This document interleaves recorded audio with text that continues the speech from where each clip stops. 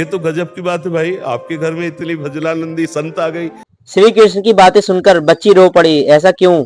आइए देखते हैं। इतना सुंदर तुम्हारा भाव है कि श्री कृष्ण की बात सुनकर तुम्हारे आंसू आ गए। बहुत पूर्व की कोई भजन करने वाली सखी हो, ले तो ऐसा कैसे हो सकता है? को यही समझाते हैं कि सब भगवान जी श्री कृष्ण जी सब है, हाँ, तो निरादर नहीं करते। ये बहुत ये पेंटिंग्स बनाती है जैसे राधा जी की। ये तो गजब की बात है भाई, आपके घर में इतनी भजनानंदी संत आ गई।